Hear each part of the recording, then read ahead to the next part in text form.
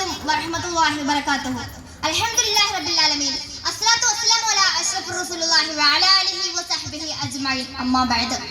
ഏറ്റവും ബഹുമാനപ്പെട്ട ആദരവുകൾ നിറഞ്ഞ ഉസ്താദുമാരെ, പ്രിയപ്പെട്ട രക്ഷിതാക്കളെ, സുഹൃത്തുക്കളെ, നാട്ടുകാരെ, മുഹമ്മദ് മുസ്തഫ സല്ലല്ലാഹു അലൈഹി വസല്ലം തങ്ങളുടെ ജന്മം കൊണ്ട് അനുഗ്രഹീതമാക്കപ്പെട്ട ഈ സുദിനത്തിൽ നിങ്ങളുമായി സുന്നത്ത് ജമാഅ എന്ന വിഷയവുമായി ബന്ധപ്പെടുത്തി നബിദിനവുമായി രണ്ട് വാക്ക് സംസാരിക്കുവാനാണ് ഞാൻ ആഗ്രഹിക്കുന്നത്.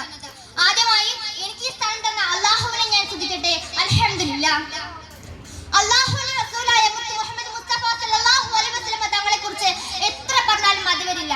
അത്രയേറെ ഓരോ മുസ്ലിമിന്റെ മനസ്സിലും ഹൃദയത്തിലും ഒരുപോലെ സ്ഥാനം നേടിയ മഹാനാണ് മുഹമ്മദ് മുസ്തഫ സല്ലല്ലാഹു അലൈഹി വസല്ലം തങ്ങൾ. നമുക്കറിയാം, നബി തങ്ങൾ ജനിച്ചതും വഫാത്തായതും ഒരേ മാസത്തിൽ തന്നെയാണ്. അതുകൊണ്ട് തന്നെ പലരും കരുതുന്നത് നബി തങ്ങളുടെ വഫാത്ത് ദിനമാണ് നാം നബിദിനമായി ആഘോഷിക്കുന്നത്. അത് വളരെ തെറ്റല്ലേ എന്നൊക്കെയാണ്. എന്നാൽ എന്താണ് യാഥാർത്ഥ്യം, എന്താണ് ശരി എന്ന് നിങ്ങളെ ബോധവൽക്കരിക്കാനാണ് ഞാൻ ആഗ്രഹിക്കുന്നത്.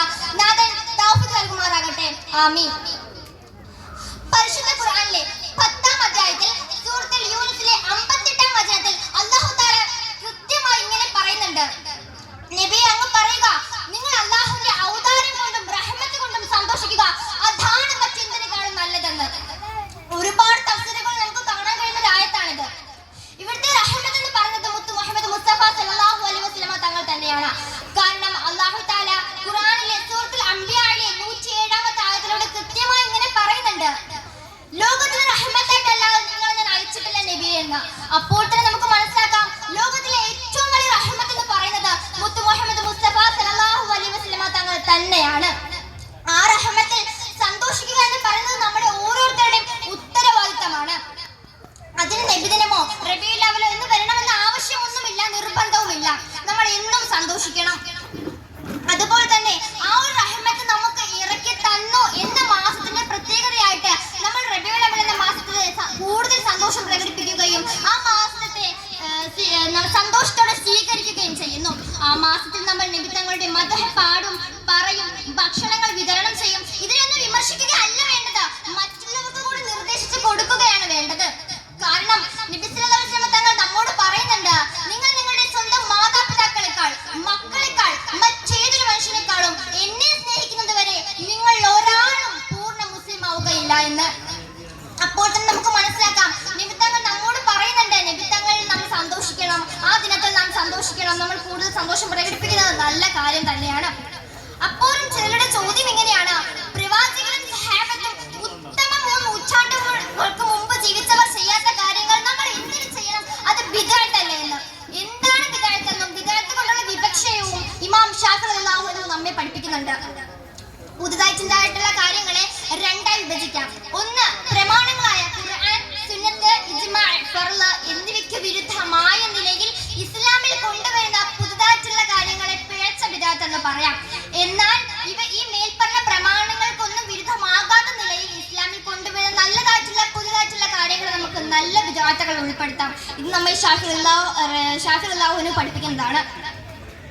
അപ്പോൾ എങ്ങനെയാണ് നബിദിനം പിഴച്ച ബിദ്അത്താകുന്നത്? അപ്പോഴും ചിലർ ചോദിക്കുന്നത് ഇങ്ങനെയാണ്: നബി തങ്ങൾ ചെയ്തിട്ടുണ്ടോ, സഹാബത്ത് ചെയ്തിട്ടുണ്ടോ എന്ന്. നബി തങ്ങളെ സ്നേഹിച്ച സഹാബത്തിനെ പോലെ നമുക്കാകാൻ കഴിയുമോ? ഇമാം മാലിക് റളിയല്ലാഹു അൻഹു റസൂലിന്റെ നാട്ടിലൂടെ ചെരുപ്പ് ധരിച്ച് നടക്കില്ലായിരുന്നു എന്ന് വെച്ച് ആരെങ്കിലും പോയി ഇമാം മാലിക് റളിയല്ലാഹു അൻഹുവിനോട് താങ്കൾ എന്തുകൊണ്ട് ഇങ്ങനെ ചെയ്യുന്നു, ഇത് സഹാബത്ത് ചെയ്തിട്ടുണ്ടോ, പിന്നെ താങ്കൾ എന്തിനു ചെയ്യാൻ എന്നൊന്നും ചോദിച്ചിട്ടില്ല.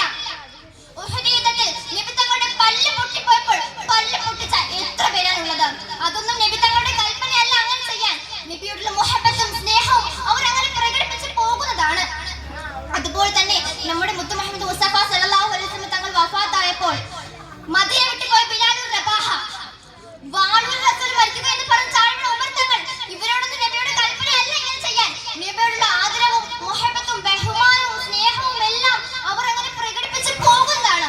ഇതൊക്കെ എടുത്ത് ബിദഅത്തിന്റെ കൊട്ടിലേക്ക് തള്ളുക, സൂക്ഷിക്കുക. അല്ലാഹു കാക്കട്ടെ. ഇനി നിങ്ങൾ ആരെങ്കിലും ഈ നബിദിനം ആഘോഷത്തിന്റെ പേരിൽ ഇസ്ലാമിൽ നിന്ന് പുറത്തേക്ക് തള്ളുന്നുവെങ്കിൽ പിഴച്ചത് അവർക്കല്ല, അങ്ങനെ ചിന്തിച്ചവർക്കാണ്, അങ്ങനെ പ്രവർത്തിച്ചവർക്കാണ്. അല്ലാഹു കാക്കട്ടെ. ആമീൻ. ഇനി ഞാൻ പറയുന്നത്, ഇസ്ലാമിൽ 2 ആഘോഷങ്ങൾ മാത്രമേ പാടുള്ളൂ എന്ന് പറയുന്ന ചിലരുണ്ട്.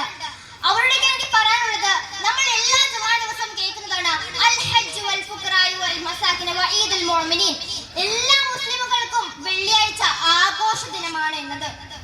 അപ്പോൾ എങ്ങനെയാണ് ഇസ്ലാമിൽ രണ്ട് ആഘോഷം മാത്രം ഉണ്ടാവുക? അതുപോട്ടെ, അപ്പോൾ മുസ്ലിമുകൾക്ക് കല്യാണം ആഘോഷിക്കാൻ പാടില്ലേ? വീട് കുടിയിരിക്കാൻ പാടില്ലേ? സ്ഥാപനങ്ങളുടെ വാർഷികം ആഘോഷിക്കാൻ പാടില്ലേ? ഇവിടെയെല്ലാം ആഘോഷം കൊണ്ട് ഉദ്ദേശിക്കുന്നത് സന്തോഷം പ്രകടിപ്പിക്കുക എന്നതാണ്. പക്ഷെ ഇവിടെയൊക്കെ പെരുന്നാളിനെ പോലെ മറ്റു ആരാധന കർമ്മങ്ങൾ നിർവഹിക്കുന്നില്ല എന്ന് മാത്രം. പല ഹദീസുകൾ നമ്മൾ കേൾക്കുന്നതാണ് എല്ലാ മുസ്ലിമുകൾക്കും വെള്ളിയാഴ്ച ആഘോഷ ദിനമാണ് എന്നത്. അപ്പോൾ നിങ്ങൾ ഈ ഹദീസിനെ വിമർശിക്കുകയാണ് ചെയ്തത്. ഒരിക്കലും പാടില്ല. മറ്റുള്ളവർക്ക് കൂടി നിർദ്ദേശിച്ചു കൊടുക്കുകയാണ് നമ്മൾ വേണ്ടത്. ഈ പറഞ്ഞു വരുന്നതെല്ലാം നമ്മൾ നബിദിനം ആഘോഷിക്കാൻ പാടില്ല, അത് ഹറാമാണ്, അത് ചെയ്യുന്നത് വളരെ തെറ്റാണ് എന്നുള്ള ചില പ്രവചനങ്ങൾ ഉന്നയിക്കുന്നവർ കാണാം. ഇതുപോലെ ഒരുപാട് ചോദ്യങ്ങൾ പലരും ഉന്നയിക്കാറുണ്ട്. പക്ഷേ നമുക്ക് നബിദിനം ആഘോഷിക്കാം, അത് നല്ല കാര്യം തന്നെയാണ്. നബിതങ്ങൾ തന്നെ നമ്മോട് പറയുന്നുണ്ട് നബിതങ്ങൾ സന്തോഷിക്കണമെന്ന്. ഇതുപോലുള്ള പല ചോദ്യങ്ങൾക്കും എനിക്ക് ഉത്തരം തരണമെന്ന് ആഗ്രഹമുണ്ട്. എന്നാൽ സമയം അനുകൂലമല്ലാത്തതിനാൽ ഞാൻ എന്റെ പ്രസംഗം ഉപസംഹരിക്കുകയാണ്.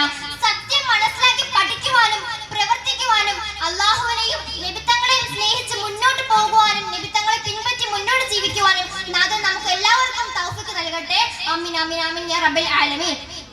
വാഹു ദഅവാന അൽഹംദുലില്ലാഹി റബ്ബിൽ ആലമീൻ. അസ്സലാമു അലൈക്കും വറഹ്മത്തുള്ളാഹി വബറകാതുഹു.